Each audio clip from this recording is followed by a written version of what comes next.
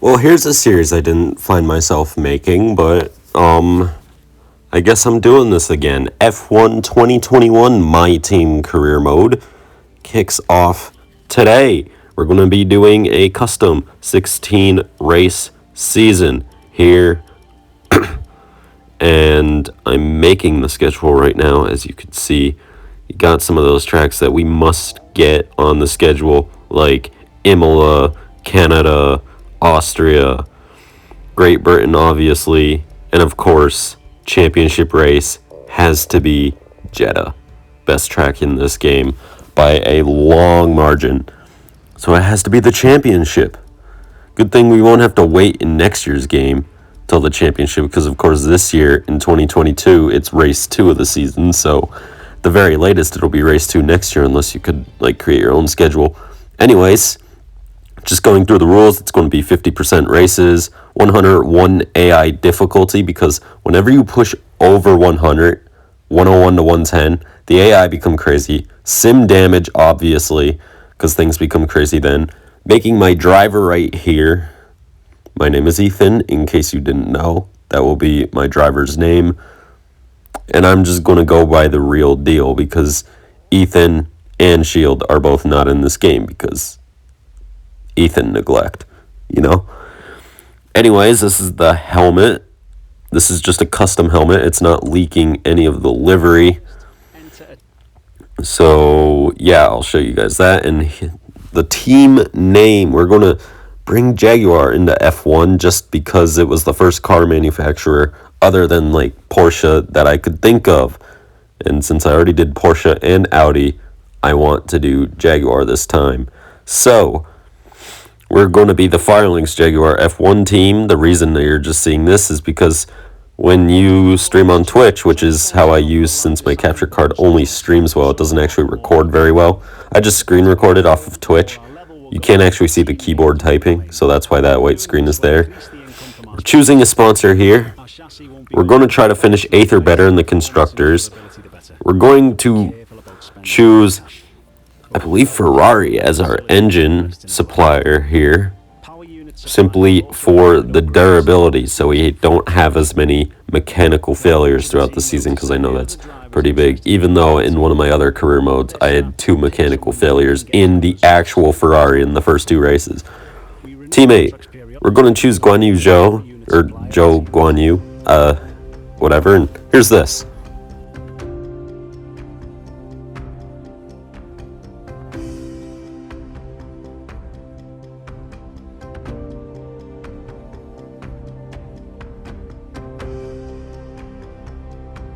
Hello folks, and welcome to this, a very special edition of Paddock Pass.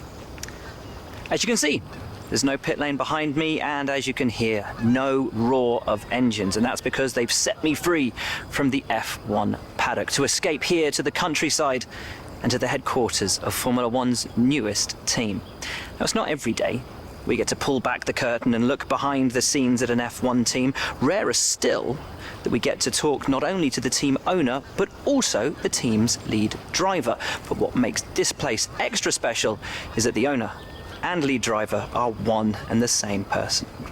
Now, it's been an interesting 12 months, and we all know a number of the regulation changes which were due to come into effect this year have been delayed until next. Some, though, are still seeing the light of day, amongst them the all-important budget cap, which gives some of the smaller teams a little further down the order, potentially, the opportunity to compete with the bigger teams. Good for them, but great for us as viewers. But what does our new team owner think about these new rules? Do they see them as a challenge, a hurdle that needs to be overcome? Perhaps they see them as an opportunity to disrupt the status quo, a chance to come out swinging and to carve their name into Formula One history.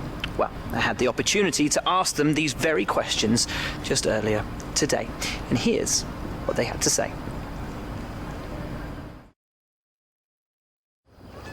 Well, first of all, thanks so much for inviting us here today. It's been wonderful to see behind the scenes. As you might expect, I've got about 1 million questions, so let's jump straight in.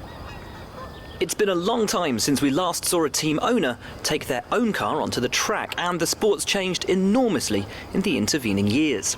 How are you going to handle the responsibilities of both managing and driving for a Formula One team?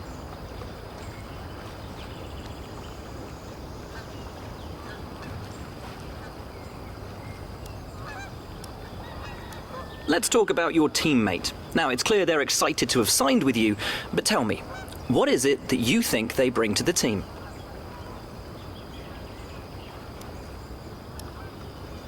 So you've obviously been putting a lot of work into the car.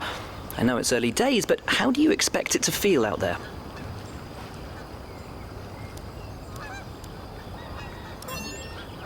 Most of the other teams can boast years of experience in Formula One.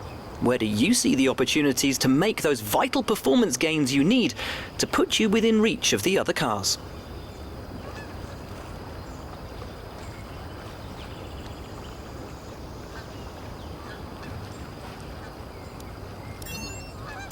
Ultimately, your success this season is going to come down to whether you can take positions from the other drivers. What is it about your car that's going to give you that edge in those battles? And finally, with so many specialist departments working together here at your headquarters, and with such an important deadline coming up, who's getting that coveted Teacher's Gold Star? Which group do you feel the most proud of right now?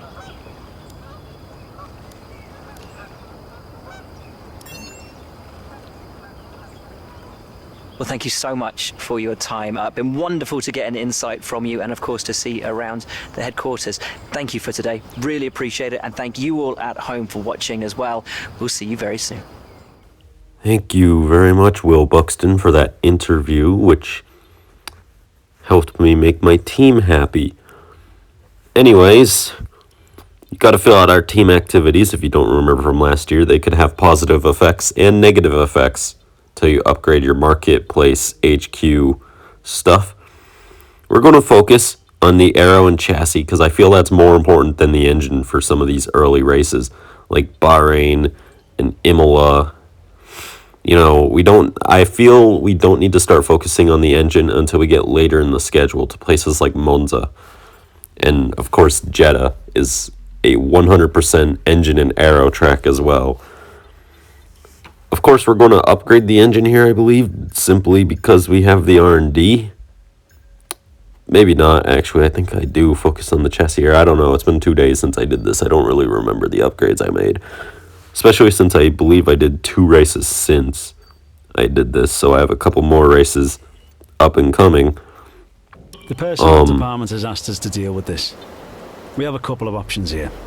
Take your time. What you decide to do will have consequences. Alright, we have to choose The department wants me to pass on their thanks for helping out. We need to do there, and we choose awareness for Guan Yu. Sim through the week here to the car reveal. There is no audio in the beginning. That's not the stream. That is simply my game.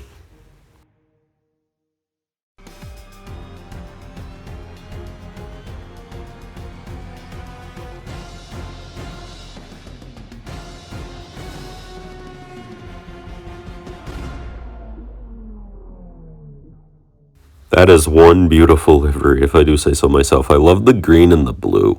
Like, just the gradient looks very nice.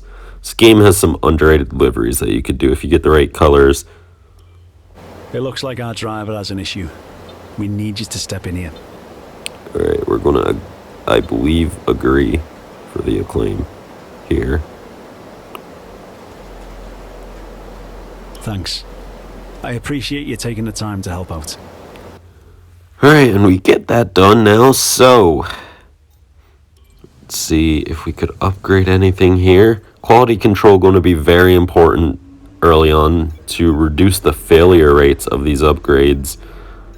Because of course it's very easy for these upgrades to fail, and if they keep on failing and failing, you're just going to continue to fall behind. And that obviously isn't good, so practice 1.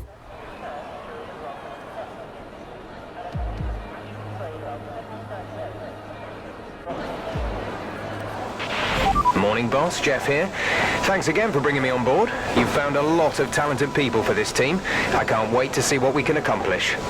Our journey to the Constructors' Championship starts here today, and the car is ready to head out whenever you are. Alright, so, first impressions of the car. After playing F1 2020, which is an easier game in case you didn't know, and also playing with the maxed out car, this thing feels super tight, doesn't feel like it has the same sort of grip, but that's simply because the two games are very different and I haven't played 2021 in a while. But yes, our race strategy program has put us in P20. Look at that acclaim. This is from just doing the first practice and skipping the next two because you can't simulate practices 2 and 3 in race 1 for some odd reason. Anyways, here's qualifying. Big step out right there from the rear of the car, and here again you're going to see just get on the curb. I got on the power way too early there, or way too aggressively rather, not too early but aggressively, and this first lap not going to be very good. Of course we're in 5th right now, but look, we're behind George. We are barely in front of Nikita Mazepin, and we are P21 right now. Going to try to improve on this. And this is coming off of the final corner on our second lap to end the session. If you look on the dash, the wheel dash, P19 it looks like we are starting. Did we get in front of... No, we are not in front of Guan Yu. Months of rumour and speculation all come to an end today as we return to racing for the opening event of what promises to be an enthralling season.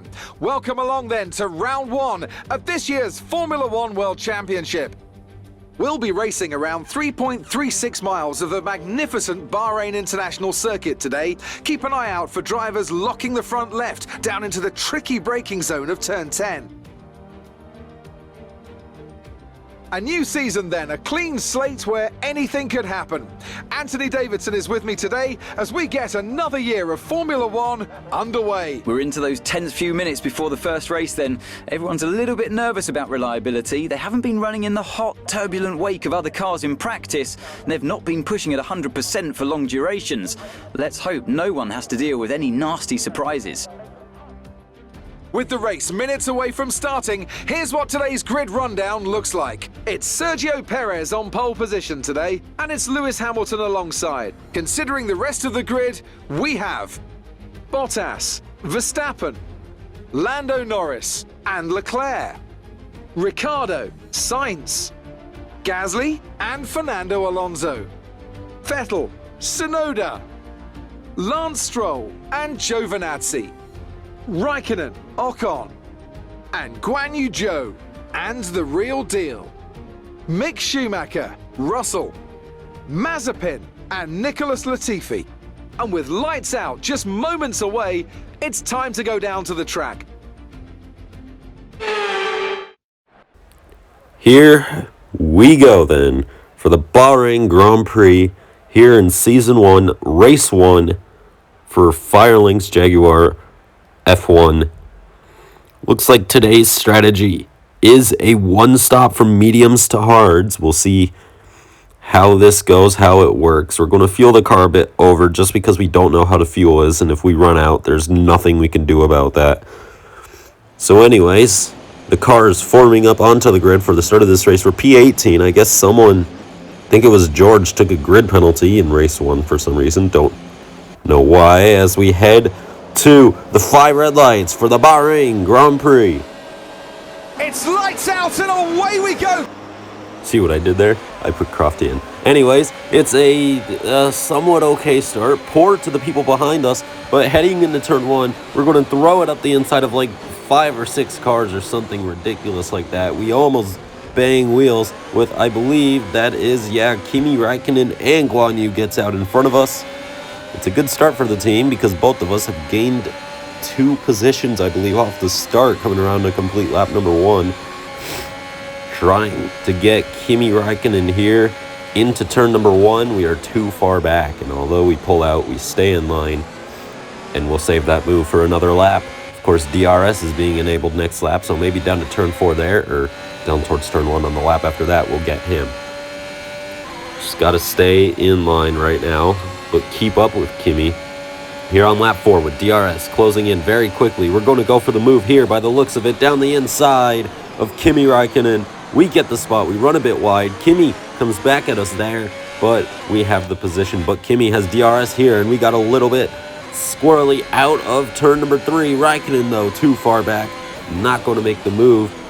But we run wide in turn number 4. Coming out of the corner, contact, and around goes Kimi. Okay, some information on Räikkönen. It looks like the terminal. They're retiring the car. Okay, slow down. This wasn't my fault. Is negative.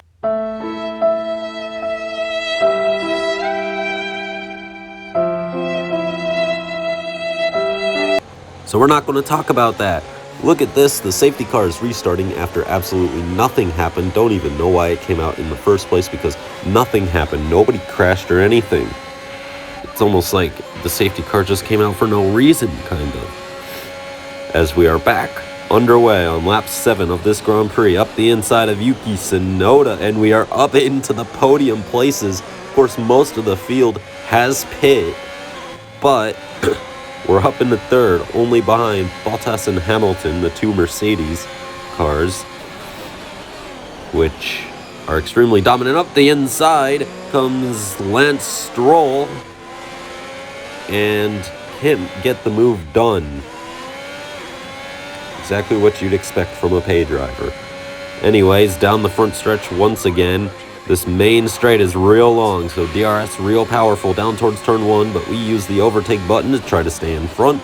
Stroll tries the outside, again, too far back. The Aston Martin is just, as much as I hate to admit it because of Seb, it's just a poverty car. It just doesn't, I mean, obviously it's not a poverty car, but compared to the other teams in F1, it kind of is.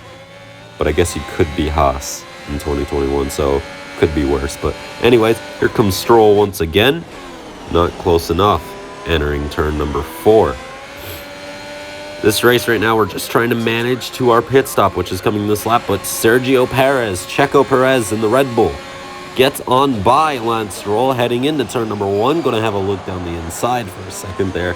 I thought he was actually going to get me, but I didn't move over. That was risky. I could have been turned around. He could have been turned around. It could have all gone wrong. Here it comes into turn number 4, though. We're going to fight this move because technically, since I believe Perez has one more stop, this is for position. And heading down towards turns 5 and 6, I believe this is, we're side by side with Sergio Perez in the Red Bull, trying to hang on to this spot.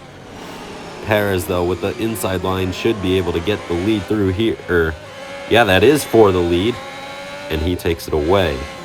Here on lap 13 of the Bahrain Grand Prix, almost halfway through this race already. And he pulls away a lot by over a second in the next half a lap, and we come into the pits at the end of this lap. Stroll follows us as we box here. Into the pits we go. Will it be a fast stop? Something else I have to get used to. It's rare that I have a stop longer than 2 seconds on 2020.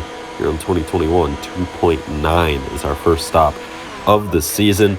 We head back out on track on the hard compound tires, which will make it to the end of this race. That's where we're trying to get to. And right now, our strategy should be good enough for some decent points, as long as we could hang on. But here comes Stroll down the inside. Stroll entering turn 4, trying to get the spot. We already had an issue through there earlier that was not whatsoever connected to the retirement of Kimi Räikkönen, as we all know. We stay in front of Lance Stroll, though, for the time being, and we're all pointed in the right direction as we head on down towards turn 4. Once again, Stroll with another crazy lunge as George Russell has a mechanical failure. Why does it have to be George, man? As now Lance is trying to go around the outside, but that does not work around there. Except for when I was fighting with Perez, but we don't. Again, that was in the past. Coming out of the pits, I was trying to get past Carlos Sainz here, and Daniel Ricciardo,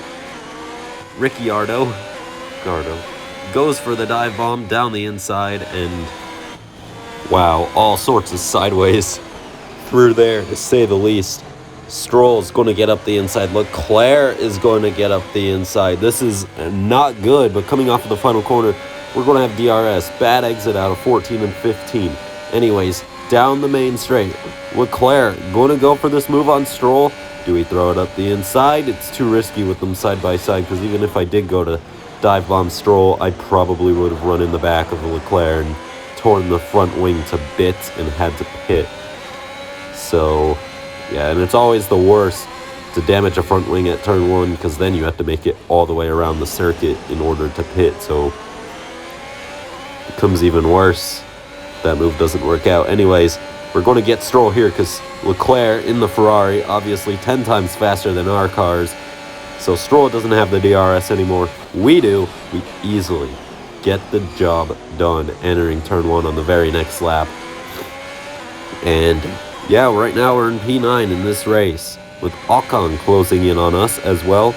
He is only 9 tenths back of me right now, about 7 behind Lance Stroll. Coming out of the final corner, using the track limits a little bit more than you'd like to see. Here comes Stroll down the inside, heavy DRS, he just flies right on by. Do we throw it down the inside? No.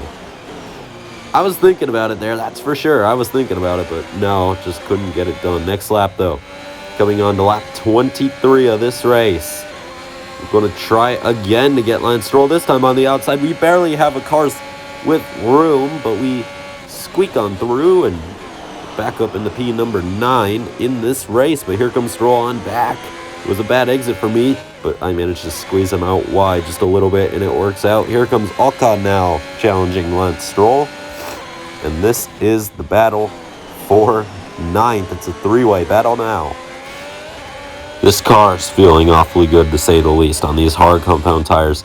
This is normally the tire, you'd expect to struggle most on, but the car feels pretty grippy right now, to say the least, as Ocon now has a big run on us. Heading down to turn 4, we're going to have to defend one of these moves again.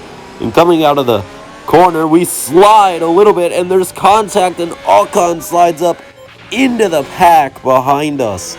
There was a line of about 4 cars, and it brings out the safety car, because Ocon is out of the session. I believe Giovinazzi has some damage as well. Stroll might have a little bit of damage, and it's taken Ocon out of the race. Here is Lance Stroll's point of view.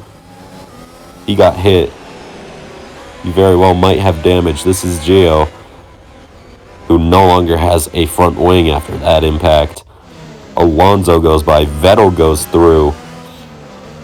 We managed to get out just in front because he hit right in front of the floor of the car, luckily, as we come in to pit for soft tires. This is one of my better used strategies. It loses a bunch of track position late in the race, but I throw on these soft tires and I'm unbeatable. We'll see if it works out today.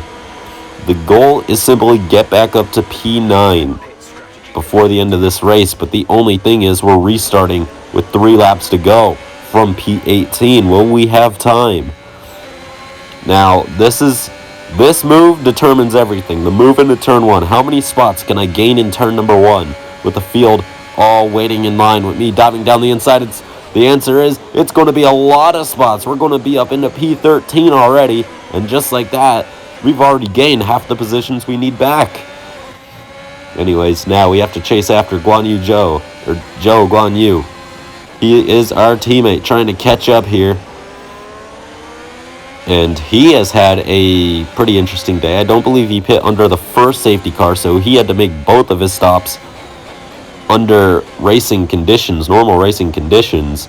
And he was on a 2-stop strategy, I believe, as we go for a lunge there, doesn't quite work out. And now, heading down towards 14 and 15, we hop out to make the move on Zhou Guan Yu, and we get on by around the outside, and that is spot gained. And now on to Sebastian Vettel for position in the Aston Martin, but our DRS fails, and that'll hurt us next lap because we're going to have DRS down towards turn number 4 and down the back straight. So that is going to hinder our progress just a slight bit, as we have to start getting Sebastian Vettel. We only have 2 laps left to go, and Alonso in P10 is trying to sneak away. We're going to try the outside of turn 4. Doesn't quite work out. Vettel keeps the position for the time being. In this hairpin, I think he's just a little bit too far ahead. We're going to try the outside. Doesn't quite work out. And now heading down to 9 and 10. This is where I think we're going to try to make the move work down the inside. Yes, we get him. And a little bit of contact there as well by the looks of it. But we get on by Sebastian Vettel and we're up into P11. We have to try to catch Fernando Alonso, though. The Spanish Prime Minister of Defense. This man in real life held off Lewis Hamilton at Hungary and pretty much prevented Hamilton from winning the Grand Prix. If any of that transfers to the game, I don't think we're going to be able to get this position, but we'll see. Abusing track limits heavily simply because I missed the apex of the corner. That's going to hurt us down this front straightaway. And we only have a couple more chances to attack here as we get big time sideways. These soft tires starting to die already after only 3 green flag laps on them. Well, 2 as of this point. They're already starting to lose a ton of grip. Entering turn number 1, we are not going to get Alonso here. Coming out of 2 and 3, he pulls away here, and we're not going to get him down here into turn 4. There's no chance of making that dive bomb work. So we're going to have to try this again. We're going to have to try to set him up into turn number 11 or into 14 and 15. There's not enough of a run down the front stretch, and he's going to have DRS and we won't. So that is going to hurt us quite a lot. Into the hairpin we go, trying to hang on to this spot. Final corner then. Here in Bahrain, we won't be able to get Alonso, and just barely we miss out on our first points in Formula 1. It was so close, but hey, in a moment here, you'll see we are driver of the day. A great start all in all for the team. Victory for the team from Milton Keynes then, after a quality performance.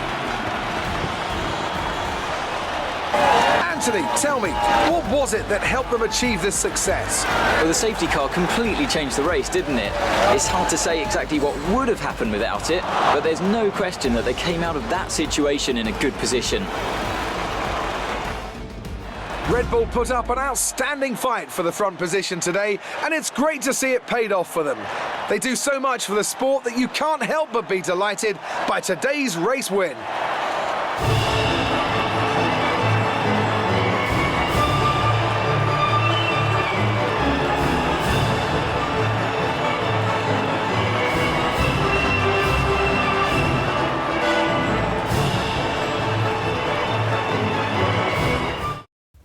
That was quite the interesting race, to say the least. Some big accidents there, too, with Ocon sliding up in front of Giovinazzi after I slid out of 4. I just got on the power way too soon and slid down into him. And I believe he slid up a little bit. I'm not going to show the replay again, but if you want to go back, you could see. I believe he slid up too. That was a racing incident there. As you could see, P11 for us, P13 for Zhou Guanyu. Not a bad race result at all. Now, it'll be on to Imola to see if we can recover from this and maybe get some points there. Imola is one of my better tracks, so we'll see, but what a crazy day. And now here's an interview from Claire. Amazing performance out there. You gained a lot of positions during the race, didn't you? You really looked in control of your car out there. Your team must be thrilled. It wasn't the cleanest race today, was it?